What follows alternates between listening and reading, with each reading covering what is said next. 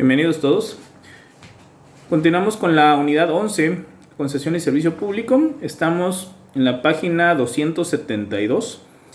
El día de ayer vimos algunos mecanismos o algunas formas en que puede extinguirse la concesión. Nos quedamos, vimos hasta lo que fue el punto 43.27, el rescate. Pasamos ahora a lo que es la renuncia.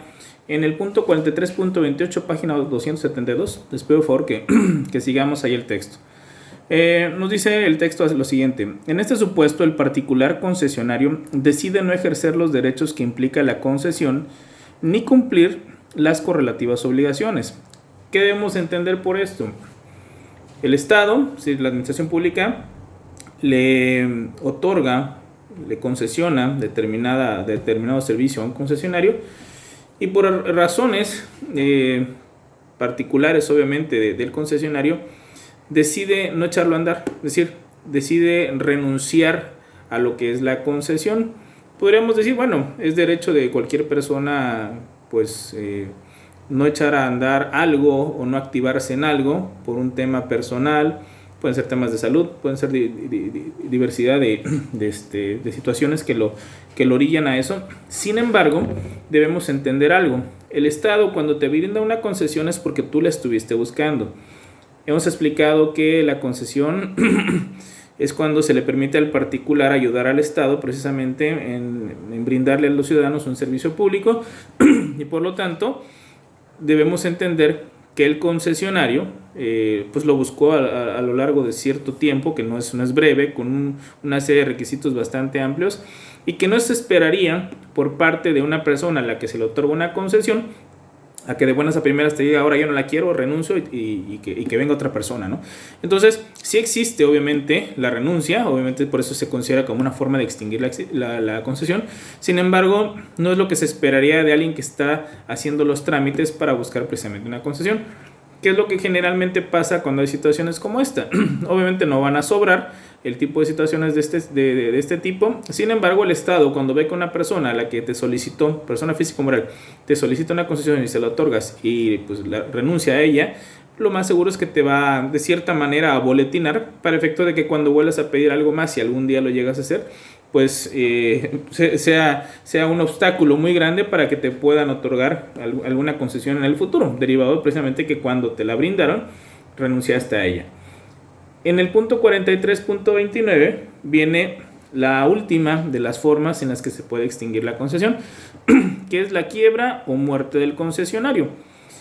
Empieza diciendo el texto: la quiebra es un procedimiento de índole mercantil por medio del cual el concesionario, en nuestro caso, declara su insolvencia e imposibilidad de seguir realizando su tarea. Bueno, ¿qué debemos entender por esto? Ustedes van a llevar un poquito más adelante en la carrera lo que es, van a profundizar en el tema de lo que es precisamente el derecho de quiebra y el tema de la insolvencia de pagos. En esencia, la quiebra es cuando una persona que maneja una empresa, en este caso estaríamos hablando de una concesión, ya no tiene los recursos suficientes para poder seguir pagando a los proveedores que le van dando los insumos para echar a andar precisamente una empresa, o en este caso una concesión. Derivado de eso, al no tener la suficiencia de recursos para poder seguir operando, lo que permite nuestra legislación es que se declare en quiebra. Es decir, es un procedimiento que se realiza ante los juzgados, en los cuales, en esencia, lo que dice el dueño de lo que es una empresa, o en este caso un concesionario, es decir: ¿sabes qué? No tengo dinero en este momento. Quiero pagar, pero no puedo. Por lo tanto, quiero que me des la oportunidad de capitalizarme para poder pagar posteriormente a todos mis proveedores y obviamente no terminar por cerrar una empresa, ¿no? En este caso en específico, cuando hablamos de las concesiones, el Estado mexicano pues obviamente no le va a impedir a una persona que se declare en quiebra, pero lo que sí va a suceder es que, derivado de que ya tiene una dificultad en los recursos y que se está volviendo insolvente para pagar obviamente a los proveedores, tarde o temprano esa concesión pues va a terminar por tronar. Entonces lo que decide hacer es retirársela. Es decir, te declaraste en quiebra, por lo tanto la concesión ya no la puedes seguir operando y el Estado se la tendrá que brindar a alguien más. Entonces, la quiebra, repito, es cuando el concesionario tiene problemas graves de insolvencia para poder pagar principalmente a proveedores y por supuesto a los trabajadores, que esto es una situación mucho más grave, ¿no? No tienes dinero para pagar la nómina de tus trabajadores, ¿cómo vas a poder operar, ¿no? Ese sería uno, pero después nos habla de muerte del concesionario. Bueno, esta pues es muy obvia, ¿no? Si el concesionario, es decir, a la persona a la que le otorgaste precisamente la concesión por parte del Estado, fallece, entonces la concesión se extingue. ¿Por qué? Porque la concesión se debe de operar de manera personalísima. Yo les comenté en lecciones anteriores que hay algunos mecanismos para el transporte público en los que se está permitiendo la oportunidad de que un descendiente del concesionario pueda retomar la concesión del padre o en su caso la cónyuge. Sin embargo, son temas que al final del día terminan por operar prácticamente una nueva concesión, lo que sería un nuevo acto administrativo. Pero bueno, ya digamos hay algunos caminitos para checar este tipo de situaciones, ¿no? Entonces, quiebra o muerte del concesionario sería el último mecanismo, la última forma en la que puede extinguirse la concesión. En el punto 43.30 nos van a mencionar, se llama o se titula concesiones de las entidades federativas y de los municipios.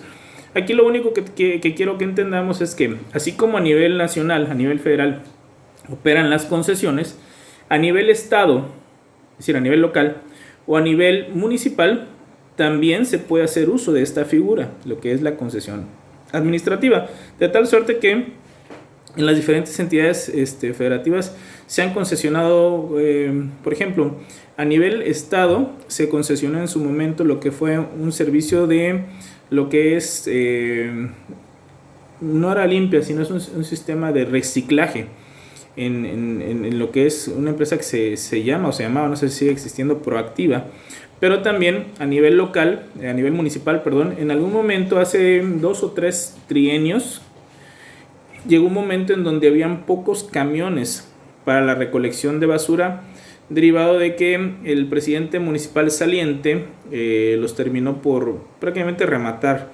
Entonces, cuando llega el siguiente presidente municipal, encuentra un problema de que no hay suficientes camiones para la recolección de basura y tuvimos algún problema precisamente de recolección y estuvieron a punto de concesionar, no se hizo. Sin embargo, fue algo muy comentado dentro de nuestra sociedad que se estaba por concesionar el servicio de limpia. Obviamente se iba a tener que pagar por parte de los usuarios una cantidad, porque el municipio no tenía la solvencia para recolectarlo, derivado de los pocos camiones de basura, de recolección de basura que se tenían.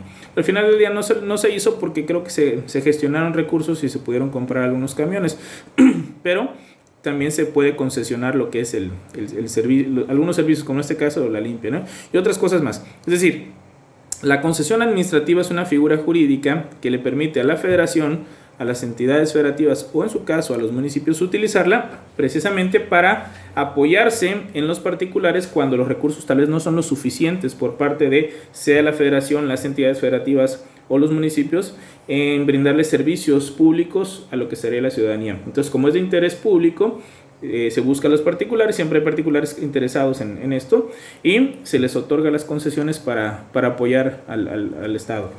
Ahora, en la página 273 vamos a ver un tema que es algo parecido, pero va a tener una variante de la concesión que se llama la asignación.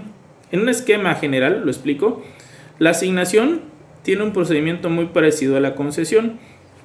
Vas a permitirle a alguien, ahorita voy a explicar quién es ese alguien, que explote, en este caso, bienes públicos, como cuáles sería el agua o como podrían ser los minerales. Pero quien va a recibir la oportunidad de explotarlos no va a ser un particular. Si fuera un particular, estaríamos en presencia de la concesión.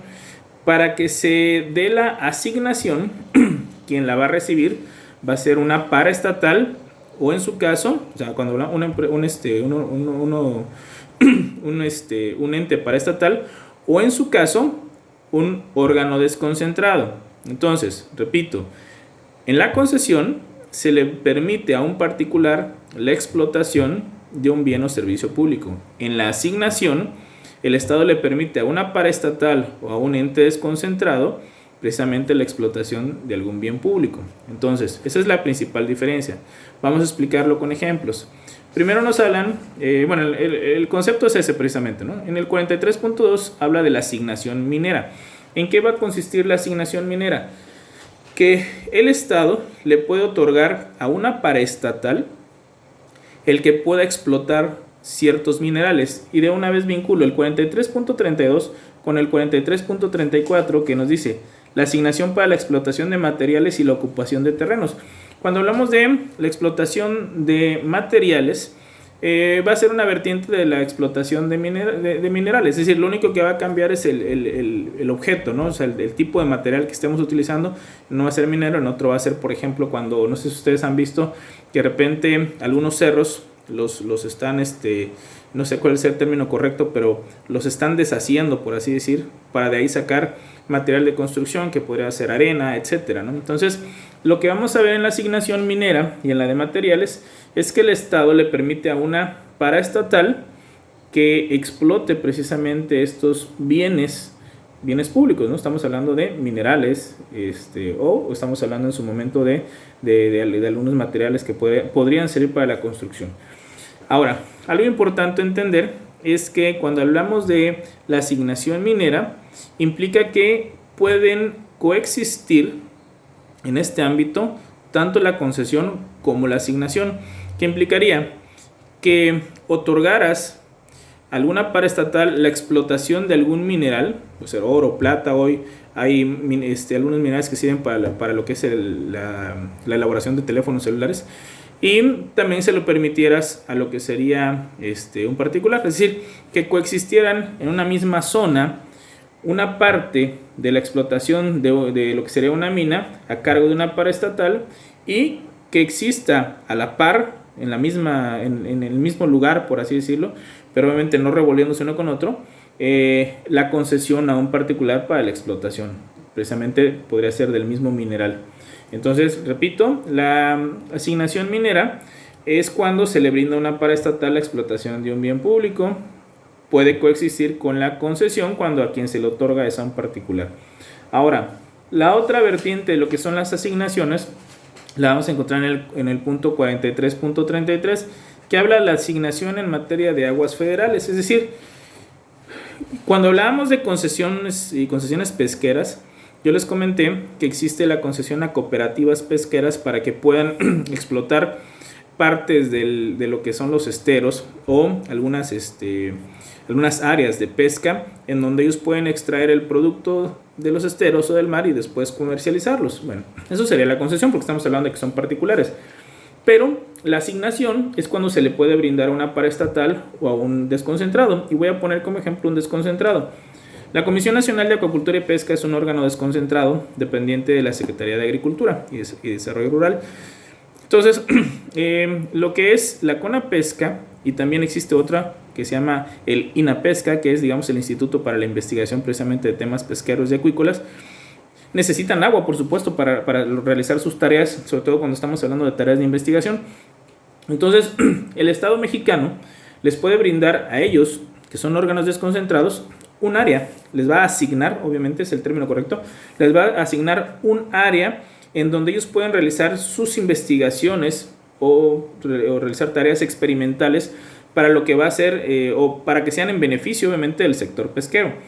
A manera de ejemplo, si no me equivoco, enfrente de la costa de Cancún, es decir, en el municipio de Benito Juárez, Quintana Roo, el INAPESCA y la CONAPESCA tienen algunas áreas asignadas dentro del mar para lo que son temas experimentales. Si mal no recuerdo, es el INAPESCA, que han estado realizando en diferentes zonas del país. En Quintana Roo es uno de los principales puntos.